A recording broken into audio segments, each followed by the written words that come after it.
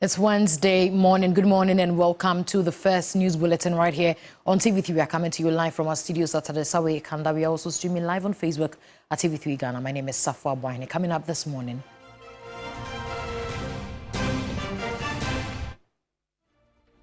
Former Finance Minister Ofori-Atta to return to Ghana to answer alleged corruption-related offences as Special Prosecutor removes his name as a fugitive from justice and a wanted person.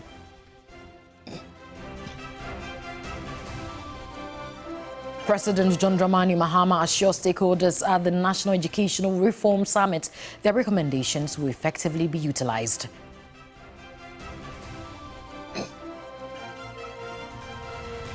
Also, Health Minister gives indications that cholera and meningitis outbreak in parts of the country is currently under control.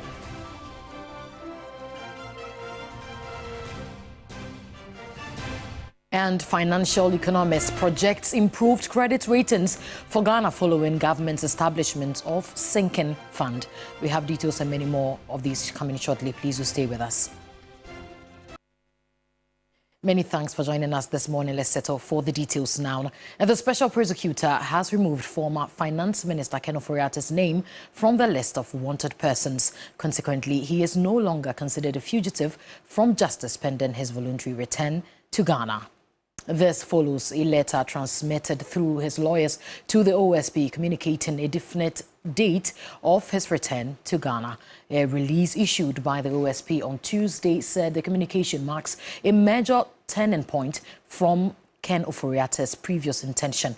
The release did not state when the former finance minister said he will arrive in Ghana, but the OSP said it deems his expected return reasonable. The OSP, however, added that if Ofori-Atta fails to return to Ghana, it will re-enter his name as a fugitive and wanted person and use all legal means to secure his return to Ghana.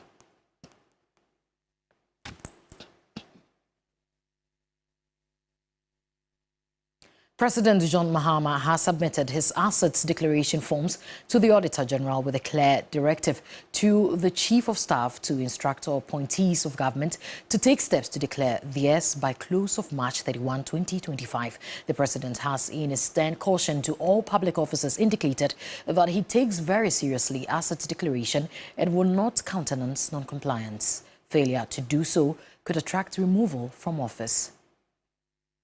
I've just performed a simple but brief, very important act of presenting my completed assets declaration forms to the Auditor General as required by Article 286 of the 1992 Constitution and the Public Office Holders Declaration of Assets and Disqualifications Act 1998, Act 550. I've also taken this step to send an unmistakable signal to all public office holders, especially those that I have appointed, that I take the declaration of assets very seriously and expect full compliance from them. I've asked the Chief of Staff to send word to all appointees to ensure that they declare their assets by the end of the first quarter of this year, that is by 31st March 2025. I wish to stress that any appointee failing to meet this deadline would face severe sanctions, not excluding removal from office. Even as we strive to hold past government officials accountable for their stewardship, I deem it even more imperative to enforce anti-corruption among our present public office holders. Charity, they say, begins at home. I'm therefore determined to take the necessary steps to ensure that we fight corruption vigorously so that the precious little resources that have been entrusted to us by the Ghanaian people are used only in their interest. There have been issues raised about the effectiveness of the current assets declaration regime. We must take advantage of the current constitution review process to strengthen the assets declaration regime to make it more relevant to changing times. I believe that we must move to a regime where the assets so declared can be published before and after public office, so that the phenomenon of unexplained and overnight wealth, obviously earned through the proceeds of corruption, can be checked. Now, the opposition NPP is accusing the NDC of spreading falsehoods in its commentary following President Mahama's directive for the payment of 6 billion cedis to bondholders. According to Stephen Amoah, the NPP government did not default on payments to bondholders. there is this misconception that the bondholders were not paid. The previous government was not performing its obligation. That is palpable false. It is crystal clear here that we started paying them from 2023, and we have never ever since then defaulted. So we want to make this clear to our stakeholders, because we think misinformation introduces arbitrariness in decision-making processes, and sometimes some of these things tarnish the image and dwindle our goodwill as, a viable party that will soon come to power by 2028. We want to put an end to misinformation and propaganda in this country. Let's take you to health now, where the health minister, Mahama, says the cholera and meningitis outbreaks in parts of the country are steadily improving, crediting stakeholder efforts for the progress. Concerns, however, remain over sanitation challenges which continue to pose a threat to public health. The health minister, delivering a statement on the floor of parliament, noted that the cholera outbreak in parts of the country is improving. He attributed the progress to the efforts of stakeholders working to combat the spread. The current cholera outbreak began over 5 months ago in October 2024 in Ada West in the Greater Accra region. Since the outset in October 2024, it has unfortunately spread to other districts in Greater Accra and 4 other regions. As of 13 February 2025, we have recorded 6,145 cases, 719 confirmed cases, and unfortunately 49 deaths. It is worth noting that the situation is improving. Expressing concern over the country's sanitation challenges, Mahama called for a multi-sectoral approach to address the issue. Despite our efforts, we continue to face challenges in our response to the cholera outbreak. These challenges include poor sanitation and hygiene practices and limited access to safe water. As you can see, Mr. Speaker, cholera persists in our country for a reason. It persists because of a poor sanitation, including open defecation, unsafe water, and unhygienic food. As a result, Mr. Speaker, cholera requires a multi-sectorial approach in our effort to bring it under control. On the outbreak of meningitis, the health minister highlighted the government's handling of the situation so far, while acknowledging its severity. The current meningitis outbreak in the Upper West region is rightly a cause of serious concern. In the current season, as of Sunday, 16 February, we had recorded over 129 cases and unfortunately 16 deaths, while 29 people are currently on admission. Despite the substantial number of cases and unfortunate deaths, I wish to assure the House and the good people of Ghana that we have made considerable efforts to keep the outbreak under control.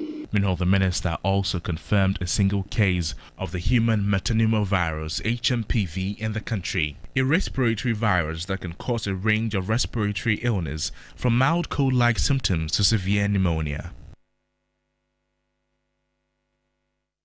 We're still on health, and the World Health Organization WHO has supported government with medications and technical support for the treatment of patients affected by meningitis in the Upper East region. The WHO country representative, Dr. Frank Lule, who made the presentation on behalf of the organization, called for more focus on training personnel for disease outbreak management while entreating residents to report early to health facilities. Since the outbreak of the meningitis disease in the Upper West region, there has been 1,029 suspected cases, with 22 confirmed and 18 deaths recorded. Currently, 29 persons are on admission. The medications expected to cater for about 300 patients forms part of the technical support the World Health Organization is offering to complement government's efforts in tackling the outbreak. The country representative, Dr. Frank Lulu, however, identified some gaps. You can never be perfect, even in the best of environments. Those areas I've mentioned, the country has now done a very thorough benchmarking, and now they'll be able to actually address them. For example, if I would look at, say, human resources, we need to train our people more. We need to train a bigger number so that we have someone who can easily identify, who can easily report, who can easily manage a condition that comes up. And most important, the community has also been empowered. The awareness levels are high, which means if people come early, we now have the treatment. The Health Minister, Kwabena Minta Akando, who described the support as timely, also used the occasion to call for a concerted effort as government makes efforts to curtail it. I can confidently say that the situation is absolutely under control. Our health professionals are on top of the issues, but what we have consistently been advocating is the early report to health facilities. We have asked that while regional hospital be activated, their isolation center be activated, and all cases must be referred to that particular center. The ambulance services has been activated, and the case management is fully in operation. He in turn handed over the medications to the Director General of the Ghana Health Service for onward dispatch to the affected areas up north. All right, let's bring you a latest update where President John Mahama has charged the newly sworn-in members of the Council of State to let their tenure mark a shift from the public perception that they only serve as rubber stamp of decisions made by the executive arm of government. The president opines that critics of the institutions called Council of State have questioned its relevance, hence the need to prove such persons wrong. 31 members serving on the Council of State with institutional representation as well. President John Mahama administered the oath of a member of the Council of State as well as the oath of secrecy. The president was candid with them on the public opinion on the Council of State. Our nation faces complex challenges, including economic distress, social cohesion issues, and the need to strengthen our democratic institutions. In addressing these issues, your voices must be heard not in mere rhetoric, but in insightful, actionable, and transformative guidance that will propel our nation forward. As you take your oath of office today, I urge you to be guided by the principles of integrity, objectivity, and above all, the national interest. Let your deliberations be marked by sincerity, your advice be rooted in wisdom, and your service be inspired by the supreme welfare of the people of Ghana. Chairman of the Council, former Speaker Edward Dowaja, who says the Council will redeem its lost image. It is true, many have questioned the relevance of the Council of State, as you rightly pointed out. Some have even called for its abolition. But I want to assure you that this Council will be a Council of a difference. The current Council of State, as constituted, has youth representation. For the Volta regional representative, this is a call to duty. More importantly, an opportunity to put the region on the national pedestal. As a young person, I believe that I am bringing a proper activism.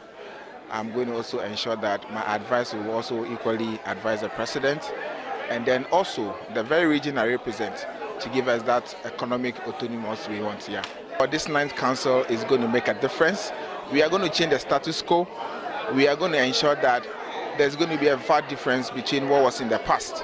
Like I said earlier in most of the interviews, where I represent Volta region, Volta has about 60% of Ghana's resources.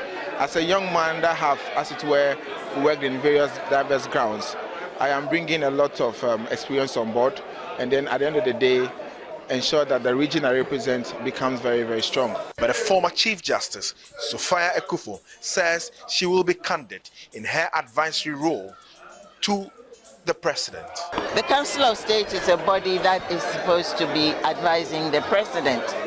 I'm not going to sing his master's voice, so to speak. An advisor does not parrot. An advisor speaks with honesty. An advisor looks to the best interest not only of the person they are advising, but of the function the person is serving. Komla Kluche, TV3 News, Banquet Hall, Office of the President.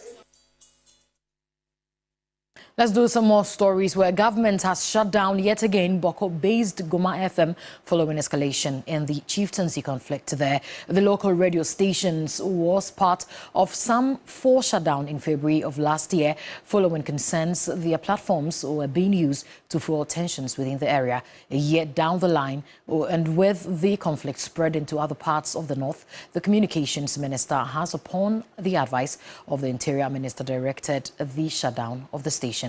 And now let's look into some details from yesterday's action, and which is basically basis for the shutdown. So extensively received or reviewed recent security development in Bawku and parts of the northeast region, and intelligence reports indicate and then upper west regions are proximate to Savannah region. And the spillover of the Bawku chieftaincy issues is affecting the Savannah region. You know that if you pass through that of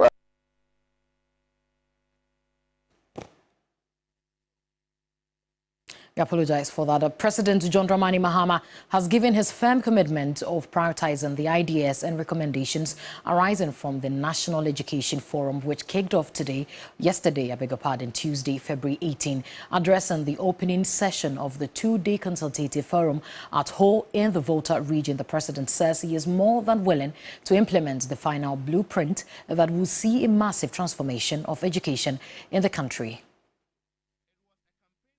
Finalized into the President's 120-day social contract, a gathering of experts and non-experts, students, traditional authorities, among others. For experts who are leading the effort at gathering, inclusivity is key. President John Dramani Mahama emphasized his government dedication to prioritizing education and implementing comprehensive reforms to enhance this sector. I committed to ensuring that all who are concerned about education in Ghana have an opportunity to contribute meaningfully to shaping the policies and programs that will deliver the kind of education we all want. I'm gratified that this has become a reality, and I stand before you today to officially open the National Education Consultative Forum with great pleasure and a deep sense of purpose. This moment marks a significant step in fulfilling one of the commitments of our 120-day social contract with the good people of Ghana. A commitment to build consensus on the urgent and necessary reforms needed to reset our education sector. President Mahama urged participants at the National Education Forum to let these aspirations guide their discussions and policy recommendations. Education reform is a shared responsibility. It is a collective journey that requires all voices, all perspectives, and all hands on deck. This consultative process, I believe, will bring out the best solutions born out of dialogue, partnership, and mutual understanding to deal with our current and future challenges. Our goal today is to engage in an honest and productive discussion about the current state of education in Ghana, to diagnose the challenges and craft a bold and actionable roadmap for reform. Dr. Chairman, the current challenges facing our educational system require strategic priorities, fresh solutions, derived from objective and non-partisan interrogation of issues. He also encouraged attendees to approach the task with objectivity, creativity, and courage. As we embark on this important dialogue, let us not lose sight of the bigger picture. The task before us is not just about fixing what is broken, but about building an education system that is fit for purpose in our today's dynamic world. Let us envision an education system where every child, regardless of their background, has the opportunity to achieve their full potential. Let us envision an education system where teachers are celebrated, supported, and empowered to inspire the next generation. Let us envision an education system where schools are the centers of innovation and learning, and that prepares students not just for exams, but for lifelong learning. The committee spearheading the national reforms after a nationwide consultation will present a blueprint to government and march on the way forward. Away from that, the Ghana Journalists Association, GJA, says it will stop at nothing in securing justice for slain journalists and media practitioners assaulted in line of duty. It says assurances are not enough, promising to seek international legal redress in the case of deceased investigative journalists Ahmed Swale and Lateef Idrisu, who is enduring a lifetime injury. The association has called on the President and security to act immediately. The association has expressed worry over the increasing cases of assault on journalists and saying that this year alone at least 7 cases have been reported. It says past assurances in dealing with the murder of investigative journalist Ahmed Swale as well as Lateef Idris and others have not received the needed action. They say that if by end of March the police does not take any action, they will head to the ECOWAS Court of Justice to seek redress. In the case of Ahmed Swale, our international partners, including the Federation of African Journalists, FAJ, and the International Federation of Journalists, IFJ, have also indicated their readiness to pursue justice. If we don't see or hear anything concrete from the police after the end of March 2025, we shall proceed to the ECOWAS Community Court of Justice to find justice for Swale and Lateef. The association also expressed worry over the attacks on journalists during the Council of State election in the Ashanti regional capital of Kumasi, saying that they fear the country may head into anarchy if the security is not controlled and checked. Our intelligence suggests that the thugs and criminals who assaulted the journalists are supporters or sympathizers of the ruling National Democratic Congress, NDC. This only sends worrying signals that Ghana is heading towards a state of anarchy. It appears there's no law and order, and there's no security in the country. The association has called on the President John Dramani Mahama to redeem his pledge in ensuring the safety and interests of journalists. It also says that it will go ahead to petition the military high command to ensure that security personnel do not attack journalists in the line of their duty. We wish to take this opportunity to appeal to one of our own, President John Dramani Mahama, to take a personal interest in these cases as the Commander-in-Chief of the Ghana Armed Forces and ensure that the perpetrators are arrested, arraigned, and punished for their crimes. We also intend to petition the military high command over the Wale incident, since it involves a soldier. Christian Yale, TV3 News, Ghana International Press Center, Accra. That will be all for the morning news. Many thanks for joining us this morning. New Day continues right after this break. My name is Safwa Boahini. Do have a lovely day. In a world where every moment counts, one team stands ready to deliver the news that shapes our lives. A team driven by truth, integrity, and unwavering dedication. They travel to the front lines in the tireless pursuit of truth to bring you the world stories like never before. Get ready to witness the stories that matter. We have the most trusted voices in journalism who are committed to delivering accurate,